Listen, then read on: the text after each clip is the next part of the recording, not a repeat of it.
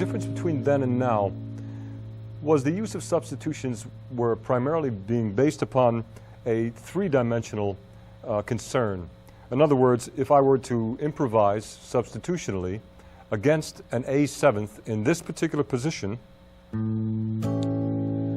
as I discussed before, I use personally, through my own choice, I enjoy using a minor seventh, a perfect fifth higher, from the root being the name of the key center of the chord. So this being an A7th, my personal choice is an E minor seventh.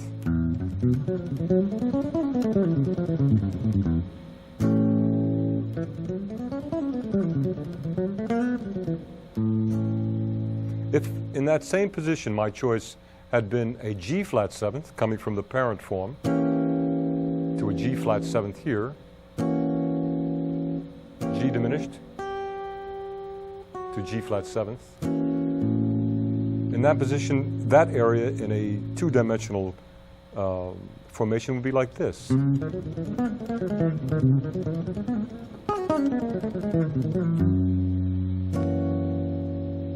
So on and so forth. The nature of these forms that I have brought to your attention some time ago had a great deal to do with my substitutions in a three-dimensional context. In other words, when I say three-dimension, I'm thinking of one key center. In the case of the diminished chord being lowered from the third string in this particular position, from the B flat to an A, as so. Under this, my substitution for this at that particular point in time had a great deal to do with the perfect fifth higher to the key of E, which I've discussed in depth some time back, appearing as such in this particular position.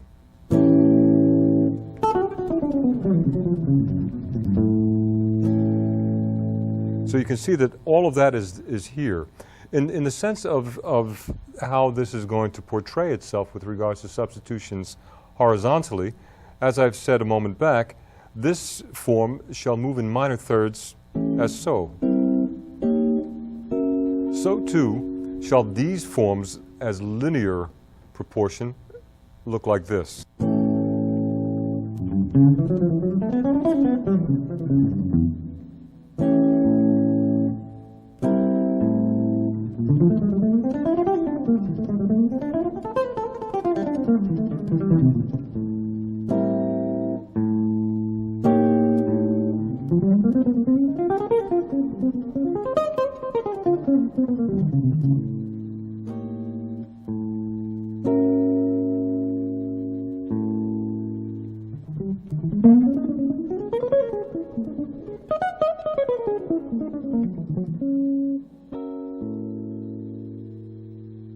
What this brought to my attention was a solution to a perceptual problem with regards to defining one parental form against the other.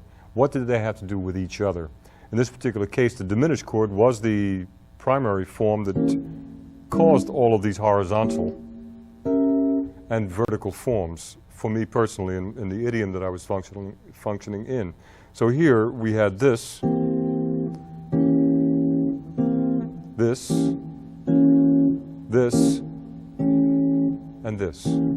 But none of these things contained for me at that particular point the augmented form, which was based upon pure majors and pure minors.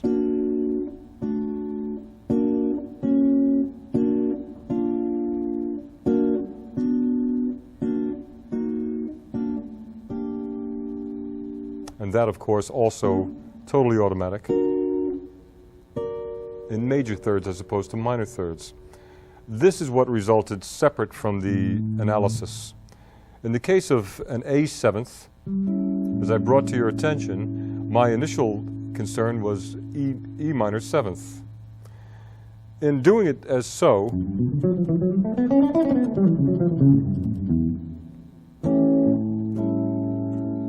this had nothing to do with an A7 sharp 5. It had nothing to do with an A7 flat 5. And the solution of this came about as such. The second inversion of A7th from the diminished chord here is the first on a 4-3-2-1 group.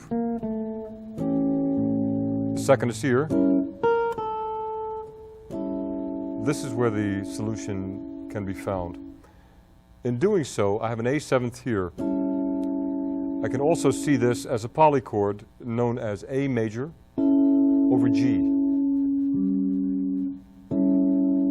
When I raise the fifth, known as an A7 sharp 5, it's also viewable as an A augmented over G.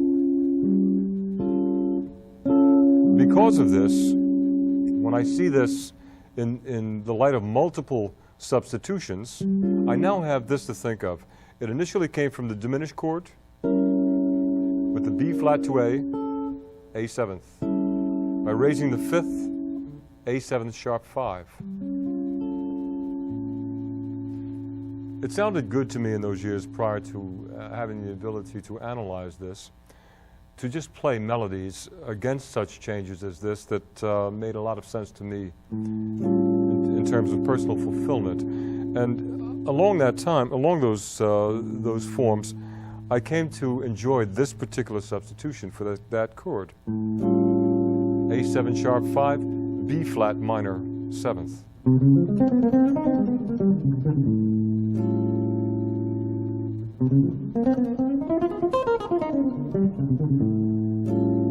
But I didn't quite know what that had to do with the augmented form as a parental structure. There is the B flat minor. We have here an A augmented, an F augmented, a C sharp augmented over G. If I take the A augmented and raise the root 1/2 step higher, I now have B flat minor over G. B flat minor over G gives me the proportions of an E flat 9 without the root. Since I initially learned in the blues idiom with players such as Willis Jackson, Gene Emmons, Sonny Stitt in the earlier days, these particular forms fit the blues.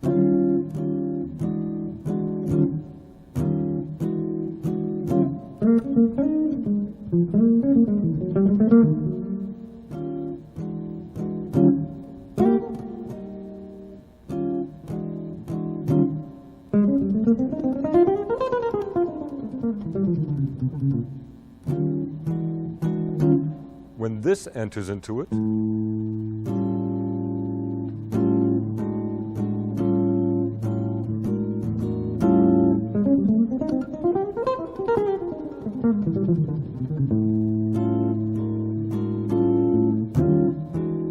the same thing takes place. The only difference now is the resolution of the final note.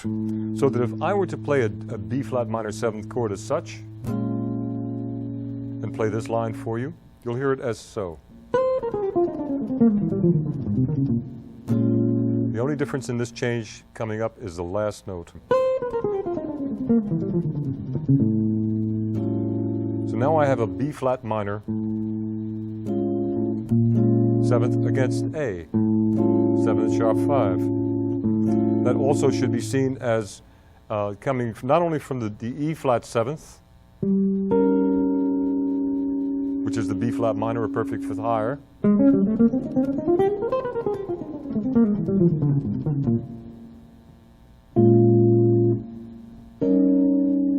as opposed to a B flat minor as the augmented transformation of one note, one step higher, a minor second higher, as opposed to a perfect fifth.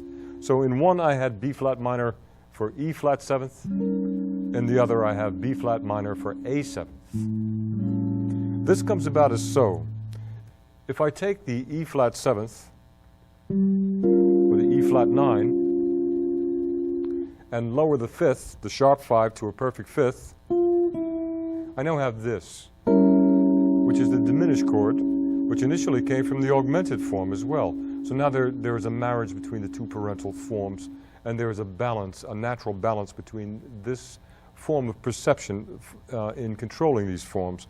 So now I can think of this with regards to the pedal tone being A. Now I can think of G to G flat over A,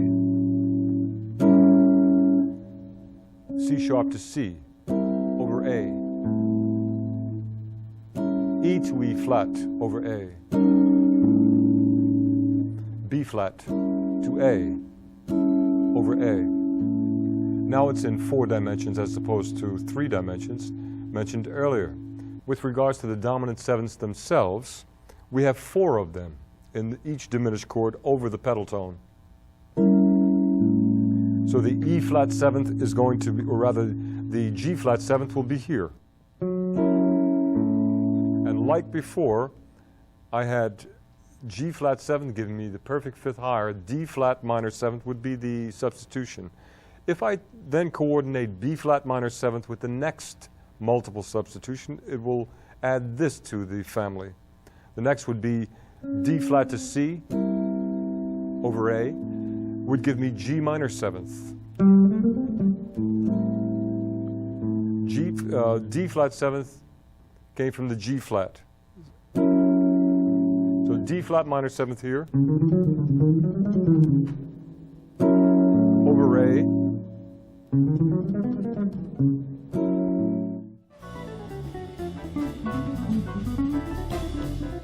The chord that now shall be played is an A7 sharp 5, and the substitution that I'm going to demonstrate here is in one position as an E minor seventh.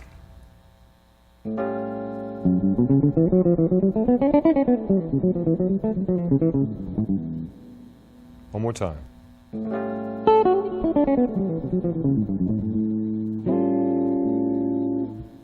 Again, A7 sharp 5, but now the substitution shall be B flat minor seventh.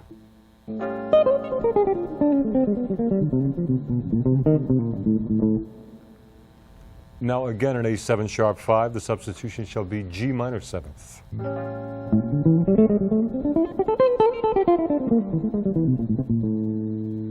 Now the A7 sharp 5 shall be played again, and this time the substitution will be from the D flat minor seventh.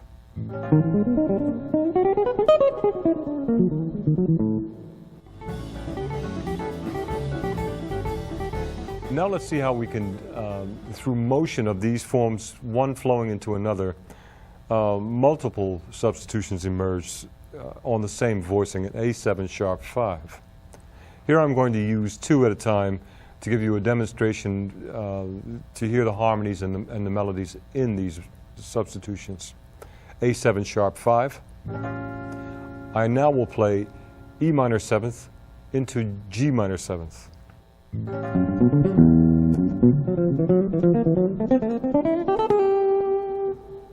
How about G minor seventh into E minor seventh?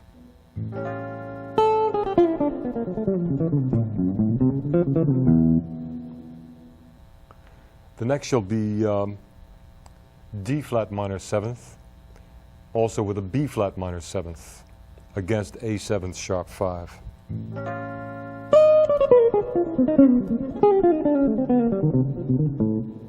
One more time.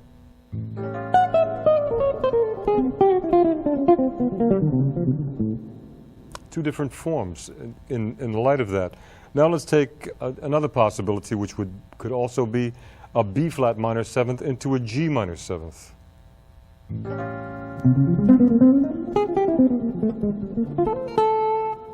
One more time.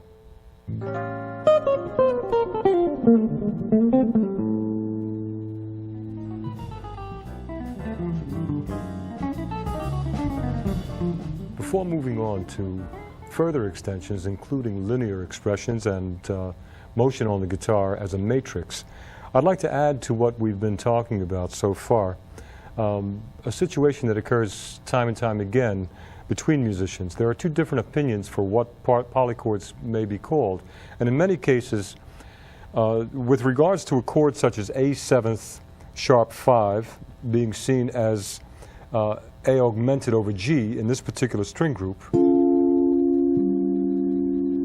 that for some musicians, especially in the case of pianists, these particular opinions consider it in this context that this is a triad, but the pedal tone is not a complete key center. with root third and fifth in it. So that a polychord in those cases are referred to as two different chordal keys. So when we are doing this, this is one way of looking at it, which is normally seen as with a slash. You'll see A augmented slash G. Or you might even see, in a case like a chord like this, a D minor 7 flat 5 can also be seen with a pedal tone as an E underneath, D minor 7 flat 5 slash E. Or it can also be seen without that pedal tone as F minor slash D. This is one way of seeing polychords referred to much along the lines idiomatically of hard bop. Now you can see how the A7 sharp 5 has 4 multiple substitutions.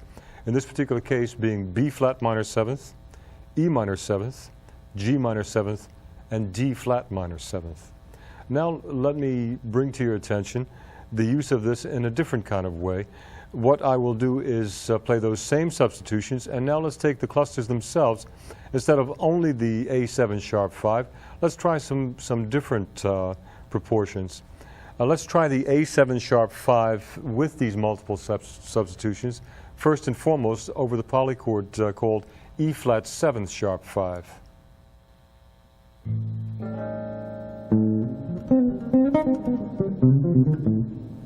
And in this particular case, the E flat 7 sharp 5 is like this over the A. One more time.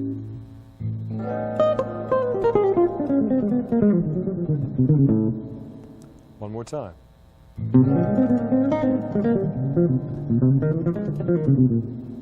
One more time.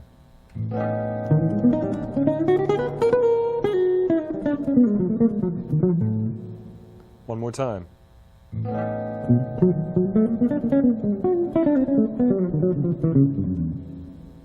In this particular case, what I've just played was the B flat minor 7th against it, a G minor 7th against it, a D flat minor 7th against it, and an E minor 7th against it. And now that's against the E flat 7 sharp 5 over A. Likewise, moving in a minor third, the same thing will occur again over a C 7th sharp 5 over A. And again over an A 7 sharp 5 as it initially did to begin with. And the final addition would be the G flat 7 sharp 5 over A. With the same substitutions multiplied against these multiplications of the structure itself as an architectural structure. So now let's take it from the bottom, from the G flat 7 sharp 5, and move these in minor thirds as so.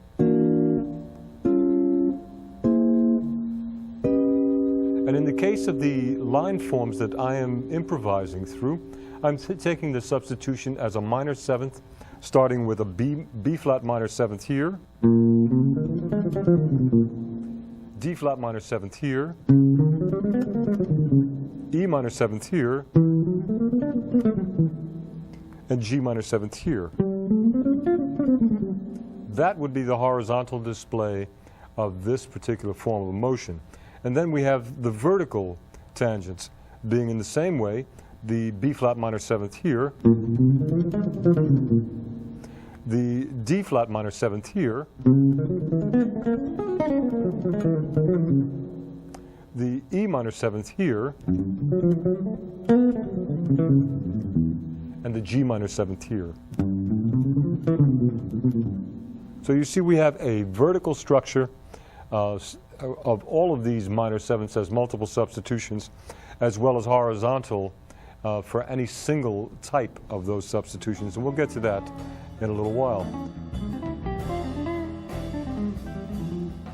The chord that shall be played against this time through shall be in this order: G flat 7 sharp 5 over A, A7 sharp 5 over A, C7 sharp 5 over A, and E flat 7 sharp 5 over A. And each time what I shall do is improvise over the substitutions multiply.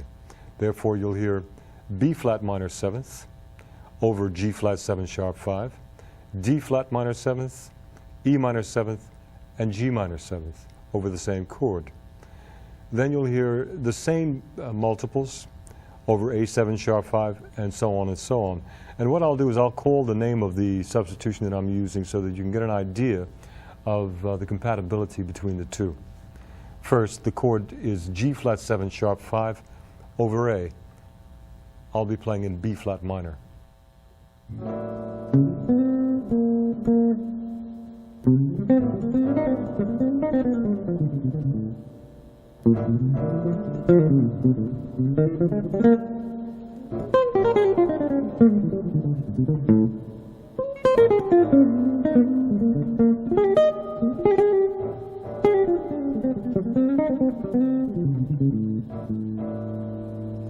Now I'll play in D flat minor.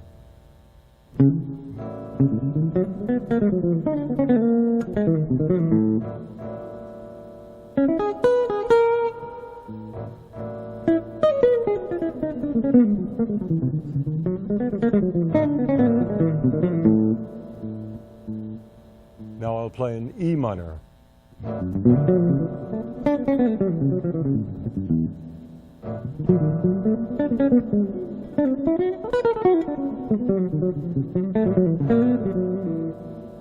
Now I'll play in G minor.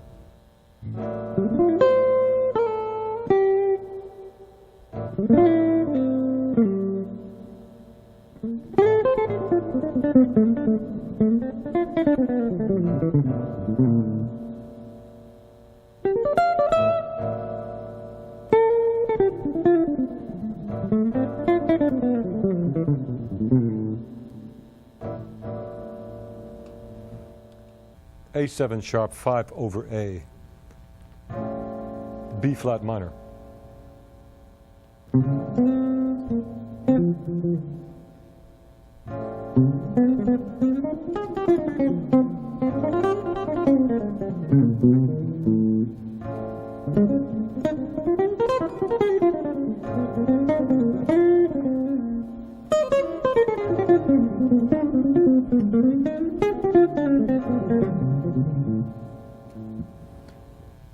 D flat minor 7th.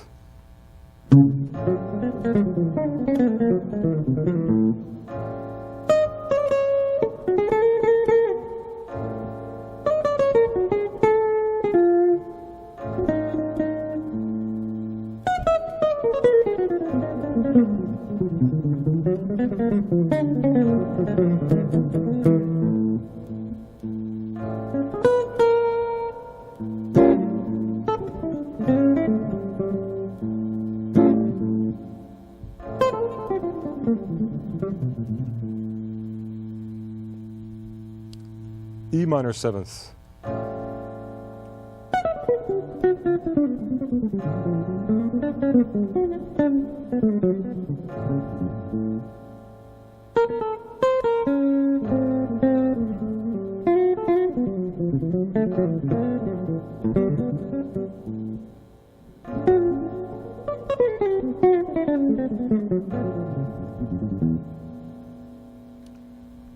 G minor 7th.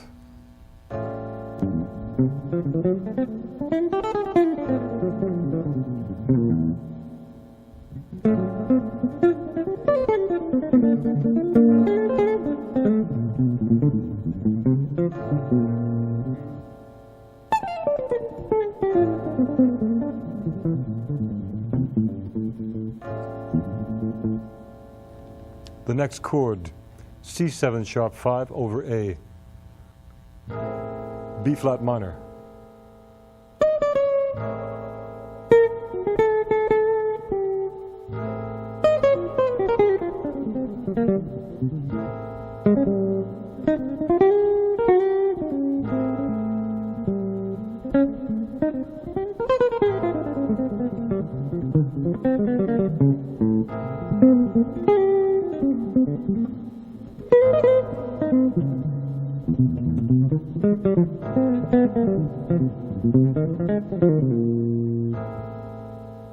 D flat minor.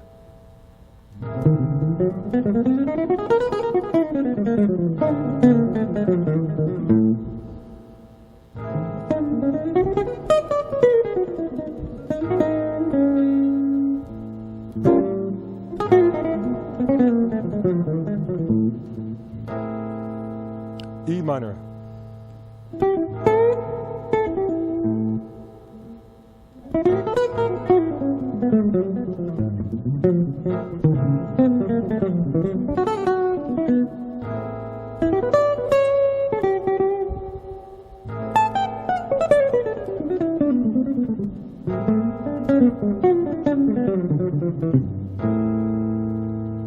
G minor.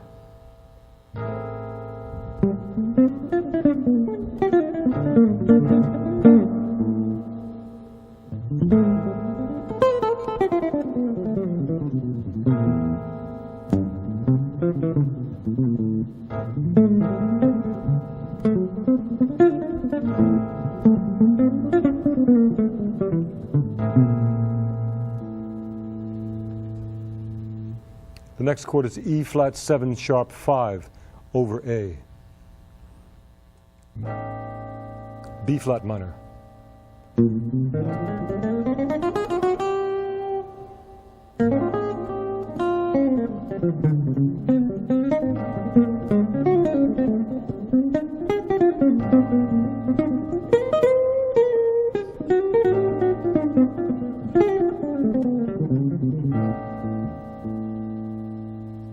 D flat minor.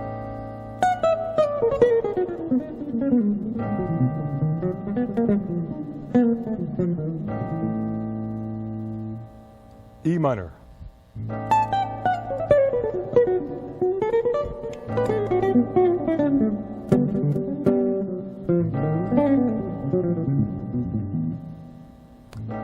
G minor.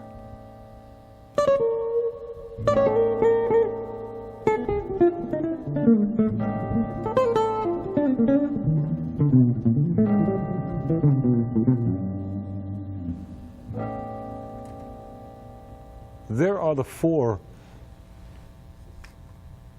total forms, the 7 sharp 5, dominant 7 sharp 5, and the way they are being used is as polychords over the A as substitutions for each other, and also substitutions as the households of each of the substitutions that are being used as minor 7ths. Therefore, there is the house of G flat as a key center for the structural, the architecture of improvisation that's going to take place within that topic. So what I'm referring to as a house is a topic. In the case of the G flat 7 sharp 5, it looks like this is the house. The topic as a polychord is A.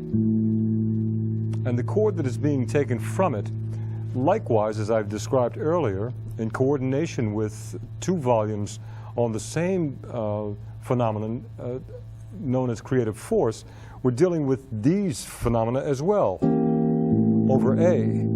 And what you're hearing is 4 named topics containing 4 named substitutions in multiple action, both vertically and horizontally.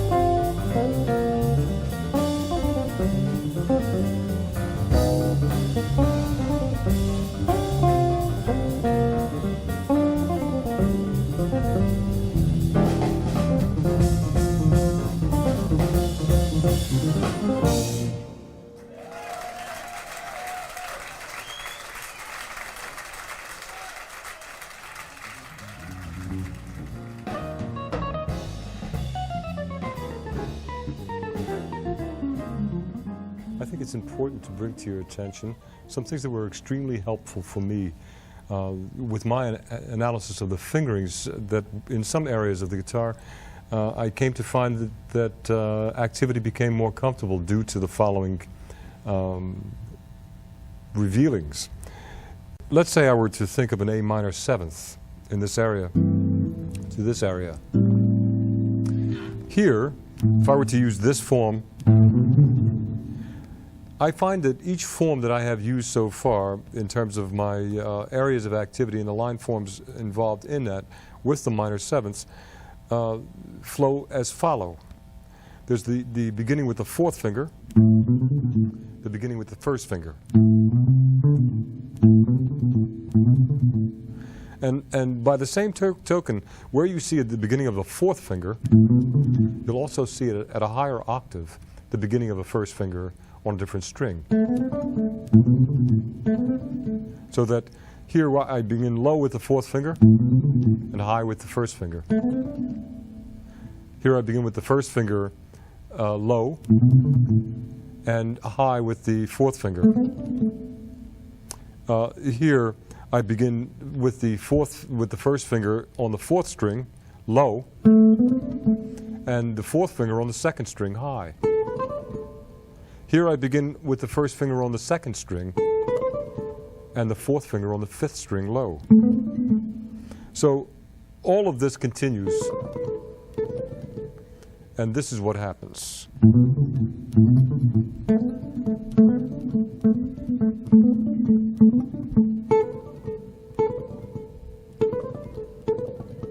And these are areas that lead me into more dexterity to fully take advantage of this.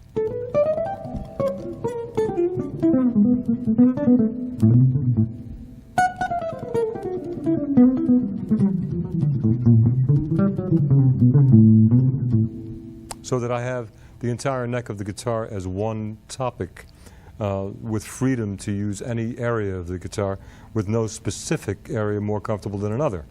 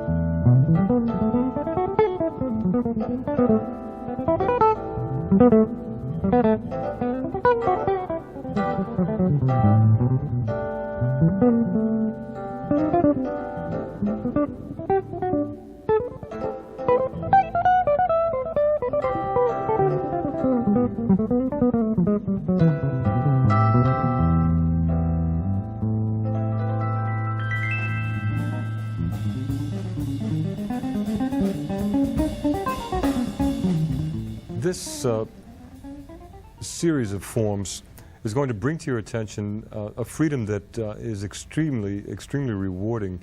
One of the ones that I incorporated and memorized was this one here.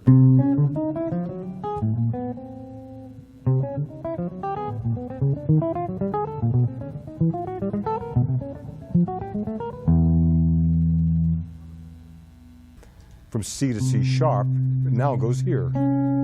D is next, would be here. D sharp or E flat is here. E is here. F is here. And it goes like this.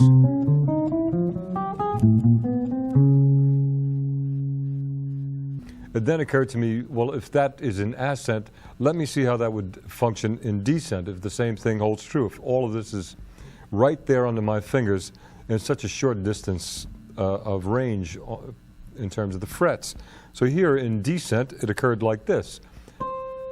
C is here, the B is here, the B flat is right here, and this is the one I've chosen. I could have put it here. The A is here, A flat, G, G flat, F, E, E flat, D, D flat, C. So that caused this one to be memorized.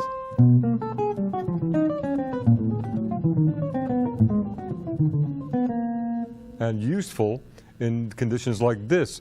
Since it ends there, I can then couple that with a form such as this.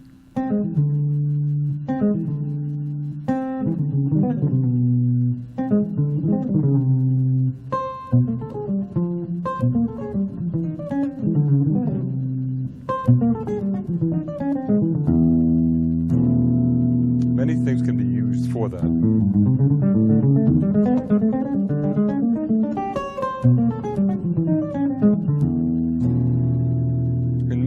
In many ways. So there are many possibilities with using forms like this, but before I get into sharing some of them with you, I'd like to point something else out to you visually about the guitar's fingerboard. The guitar is a matrix, unlike the piano being a horizontal mechanism that is moving either from left to the right or from right to left. Other than the orchestral use of this particular tool, this mechanism. The guitar, not only does it have horizontal left and right, but it also has vertical up and down, or down to up.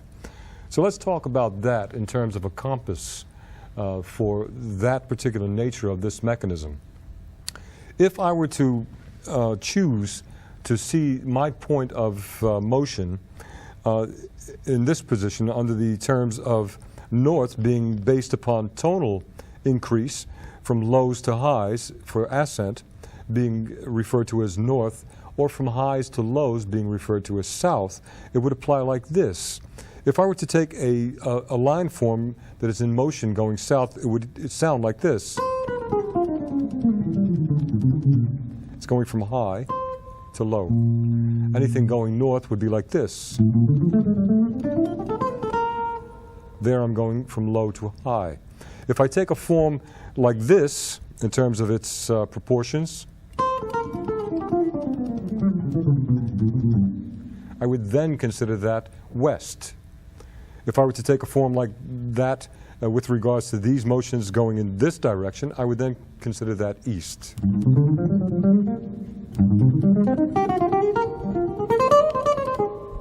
If I were to take this application here,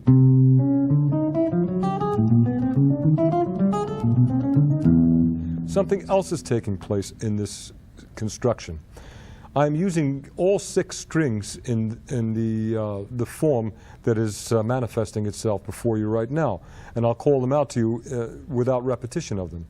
Here we have the 5th, the 3rd, the 2nd, the 4th, the 1st, the 6th. The 3rd was repeated, and the entire thing begins again. So this is all 6 strings, and this particular form has another proportion to it, another form of control, and that's a pivot.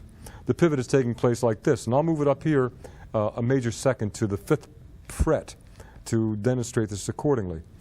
The pivot is with the 2nd finger, and there it is.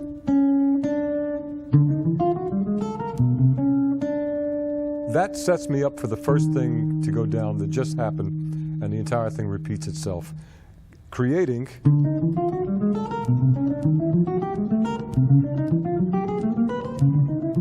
a constant chromatic form in my description of it, moving to the east on the guitar for me in my position viewpoint. If I were to take the same thing and now consider it, since it is using all 6 strings, if I consider that as, instead of in motion like that, if I think about it as an ostinado, if I loop it without that pivot, this will occur.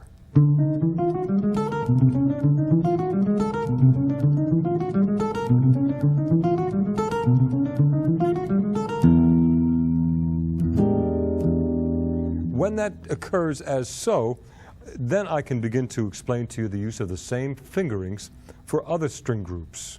In the case of a 6 to 5 as opposed to 6, including everything, 6, 5, 4, 3, 2, 1, as just demonstrated, the 6 to 5 would take the same fingerings that were seen here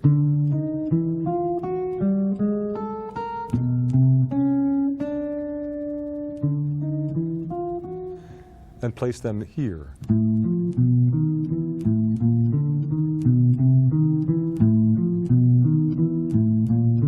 So that this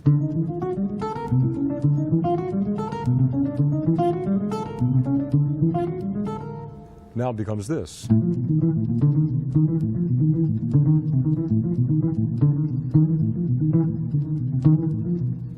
So those particular fingerings, I refer to these things as spatial fingerings because they came from spatial positions in this structure and were applied mechanically to this structure with no melodic concern whatsoever.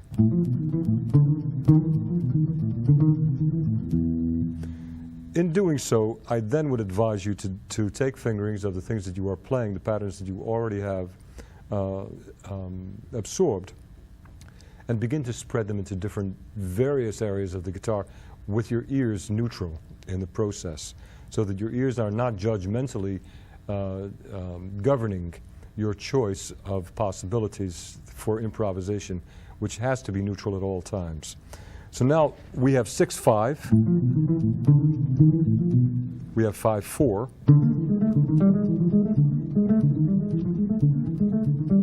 we have 4-3,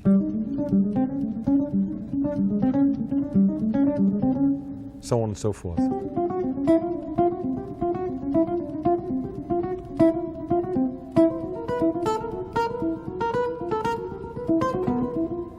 Now let's take that and begin to pass from one to another, as so. And I'm going to take this moving north in a tonal ascent.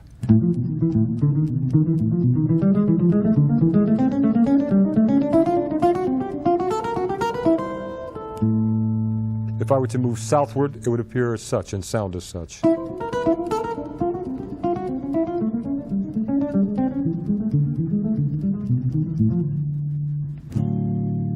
If I were to then take it and incorporate into this motion the pivot that was used prior to the ostinato or the loop, this would occur then. As I said before, keep in mind that my perspective in terms of latitude and longitude is as so. This to me is west, this to me is east, this tonally is north, tonally descent is south. Therefore, the same form with the pivot included, if I were to play this as moving north in terms of pitch, ascending, and moving to this area of the guitar, which is the west, it would appear like this, with a pivot.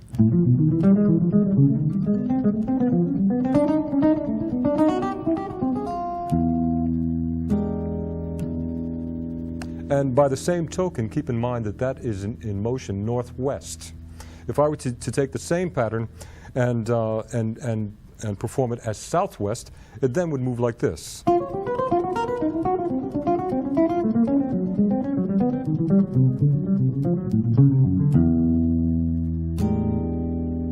If I were to move that same pattern northeast, it would occur like this.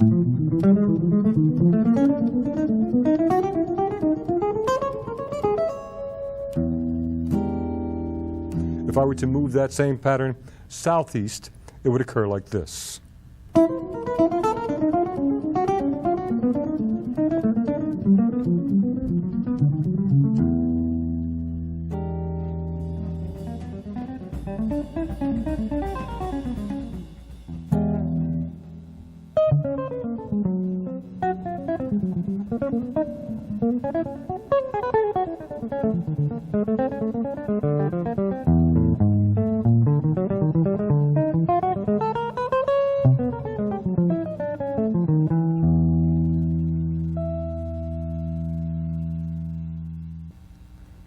To expand upon what we've been talking about so far, along the lines of these particular directions with regards to longitude and latitude as on the guitar as a matrix,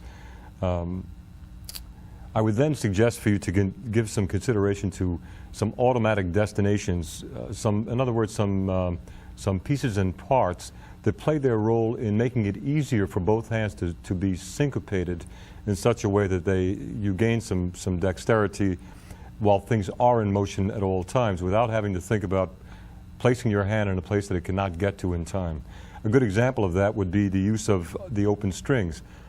And along with these open strings, including the E to an A, the A to a D, the D to a G, G to B, and B to E, all of these are in perfect fourths. So now you can also include another highly automatic function that is very easy to play physically, which is the barred representation of the perfect fourth as well. That one goes like this. With the exception of the third and second strings, the fingering is always barred the same. Therefore, what was done like this is now done like this. So now when you use both of those together, you have this effect.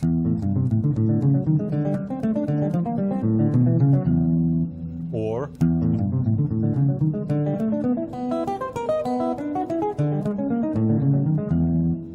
which I personally think is kind of difficult to do solely as you've seen it done at this very moment, primarily because I add other automatic destination factors in this, other forms that are comfortable for me personally, such as the use of tritones like this. In this particular case, a very comfortable way of using this for me goes like this.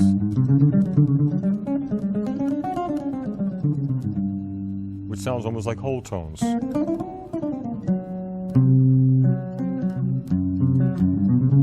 When I connect these tritones with open strings,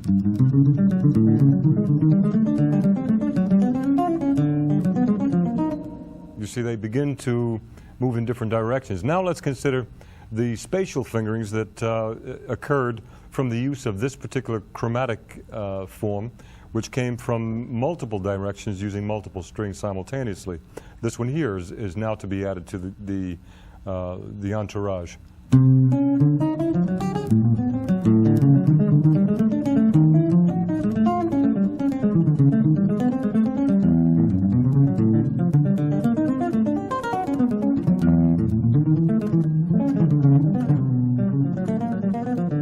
Here I've added a fourth factor, and this is the slur arpeggiated.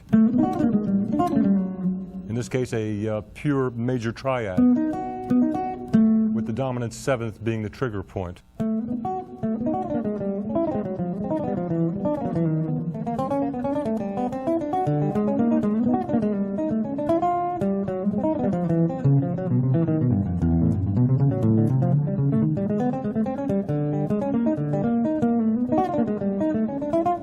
So you see, these begin to take different shapes with regards to their improvisations in an extremely free method. Now the next thing is, how do these couple with chordal forms to give them a more melodic content? The substitutions I'm now going to play against this will contain not only the variable multiple substitutions coming from the parental form, being that diminished chord and the minor scales that come from it, or better yet, the minor melodies, which in many cases have been referred to as modal considerations. A good example is Jörg Hause in Germany had, as a musicologist, had outlined quite a number of my former solos on different albums, older albums, as Lydian forms and mixolydian forms, and analyzed it as such as a musicologist. In this particular case, all of the minor forms that you're going to hear can be called modal types of terms, but I'm thinking of them generally just for a simple way of getting through all of this without getting into the intricacies of logic. So this chord is a D flat 7 sharp 5 sharp 9, and I'm going to call off the key centers of the general minor seventh chords that I'm going to solo through as line forms. D minor.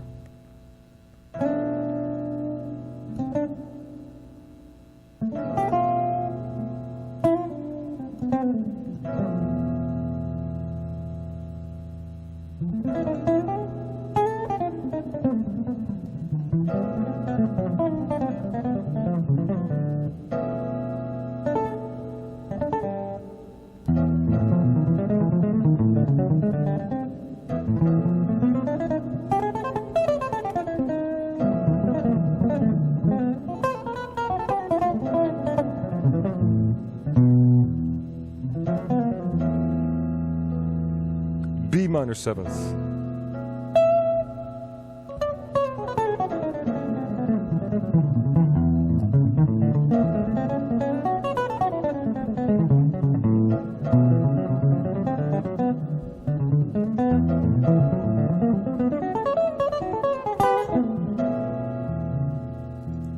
A flat minor 7th.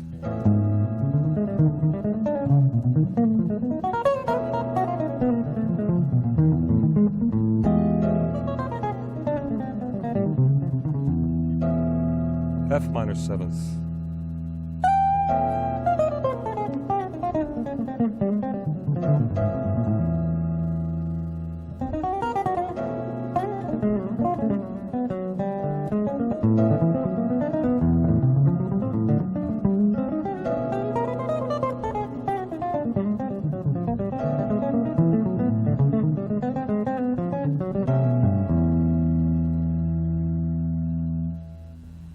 That particular form is, as I brought to your attention, a D flat 7 sharp 5 sharp 9 over E. There are many things to bring to your attention at this point for you to consider and contemplate on with regards to available possibilities here with the use of auto destinations as resolution points. If I were to use any of these inversions of these substitutions, such as D minor 7th, B minor 7th, A flat minor 7th, or F minor 7th, there are open strings that can be used as resolutions, just as they were used with the spatial fingerings and the auto destinations such as these. If I'm thinking of, let's say, D minor 7th, and I begin to be freely explosive with the use, which takes courage, the use of these particular forms,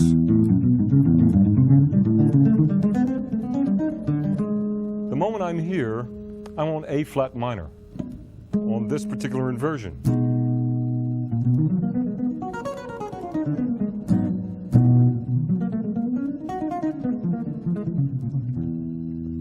But in terms of the resolution, I resolved that line on an open string, on an open E.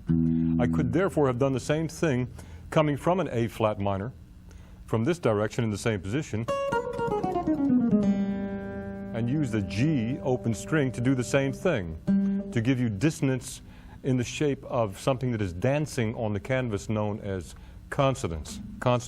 So here we have a consonant cluster known as A flat minor 7th, which is extremely dissonant, let's say, as opposed to a cluster like this, which I won't even name at the moment, but the important thing is dissonance. So here I have this consonant, and there's the dissonance as a resolution, as opposed to the dissonance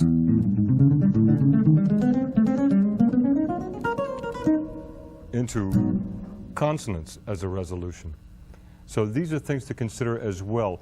Any form of motion from any direction on the guitar can either resolve into or out of any of the forms that have been talked about.